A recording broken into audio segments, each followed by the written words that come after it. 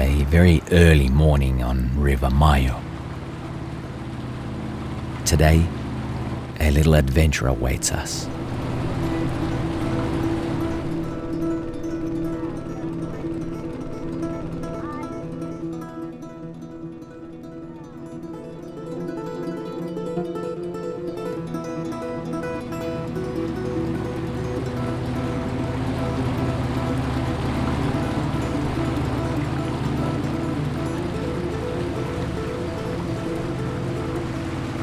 This is Juan. He's a visionary of sorts. He's also our guide and a leader of a tiny settlement in the jungle. That's where he's taking us today.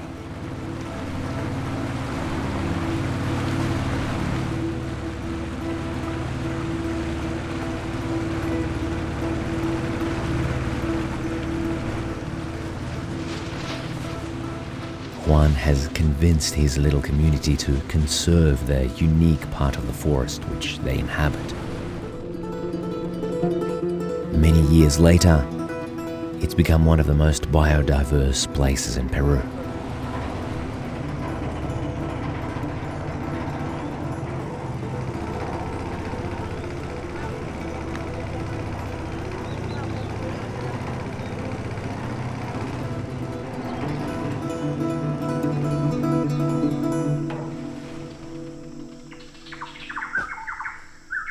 Tingana, the name that Juan's grandfather gave to the area when he came to settle here with a family in 1920s.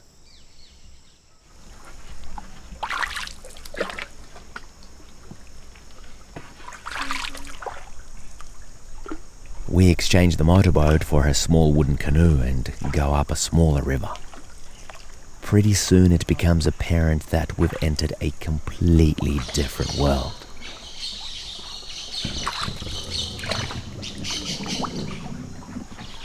Apart from the occasional sound of the oars, there are no other human noises here. We're in an amphibious forest. The roots of some of the trees here grow as long as 100 meters. They can be seen when the river is low.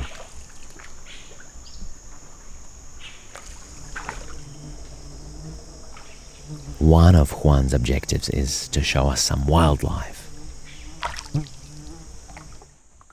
But it hasn't rained for over a week. Many of the animals have gone deeper into the forest. The river is currently too low to allow us to get close to most of these animals.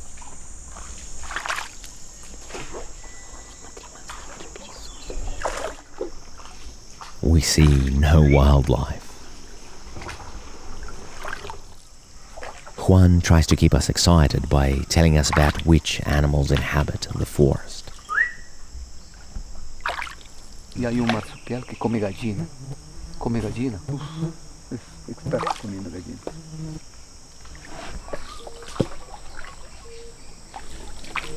Animals or not, this is one incredible boat ride through some of the most unique scenery surrounding us.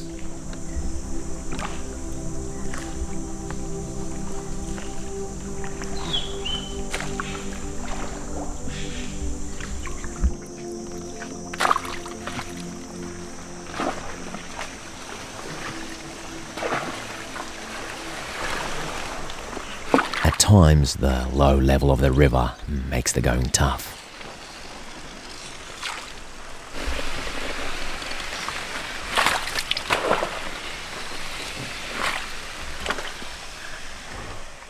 In certain spots, we get completely stuck.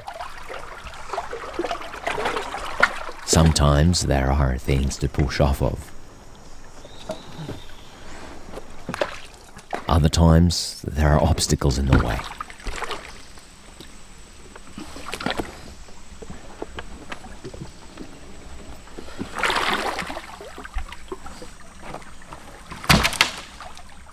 I don't know where this small 66-year-old man gets his strength from. Que se vuelve.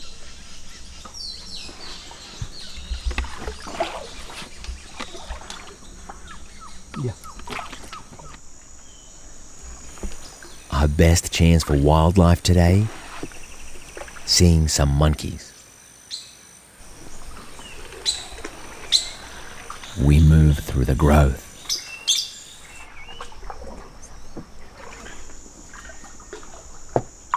Every now and then, Juan gets excited and starts pointing in different directions.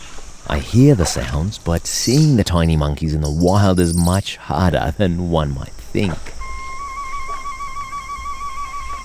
Even more difficult is to capture them on camera. He continues the search, seemingly obsessed. Must be the old hunter instincts. As a child, long before making Tingana an area of conservation, Juan used to hunt anything that moved. There's no way you'd see any animal coming anywhere near us back in those days, Juan tells me.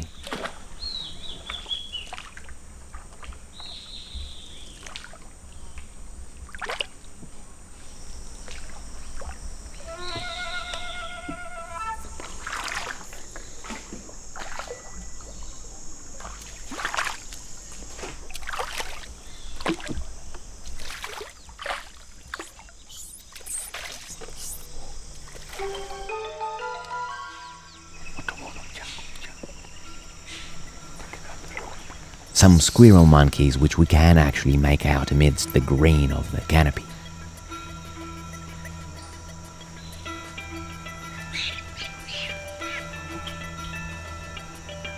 Juan isn't satisfied.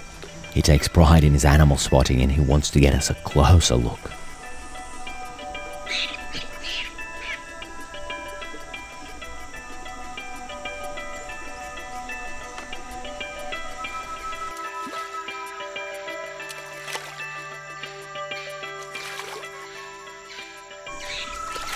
He hears sounds, some of which we can't distinguish. We've got to move quickly, but quietly.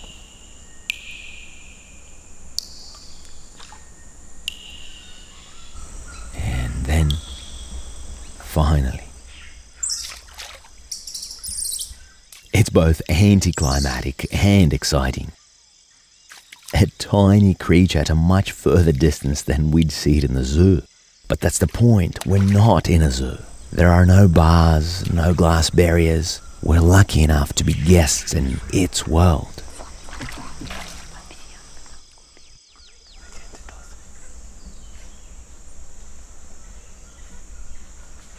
I never imagined that seeing a monkey scratch its butt could be so satisfying.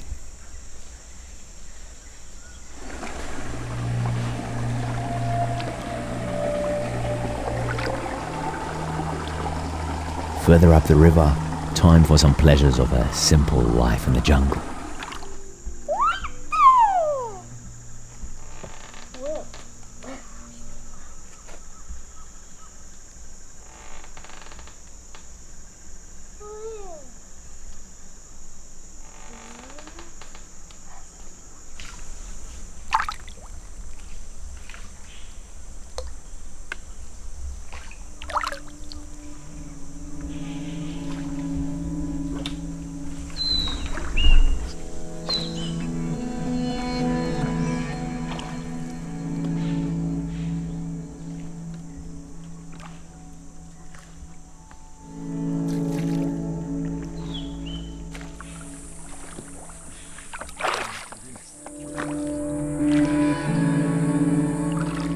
Returning to the settlement.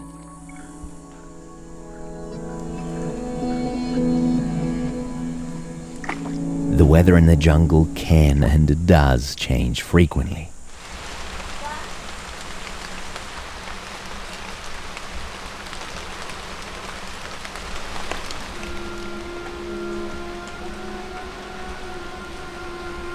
At the settlement of Tingana, we have lunch and wait out the rain.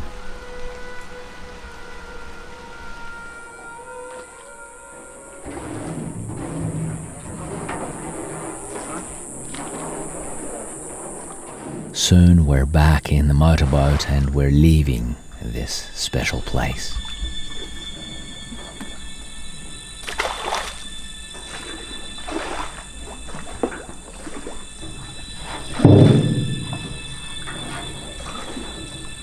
When your 7-year-old falls asleep in the afternoon, it's a good indication that the day was intense and full of impressions.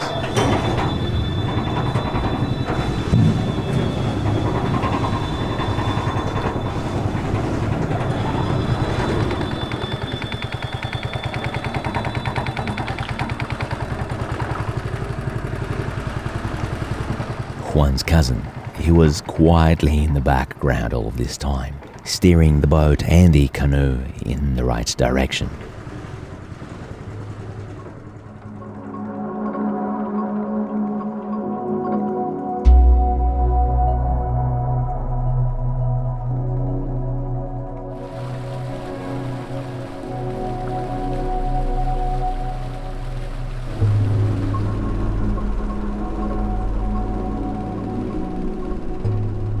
In our world, which is full of hypocrisy, finger-pointing and inaction, I'm thankful to have people like Juan.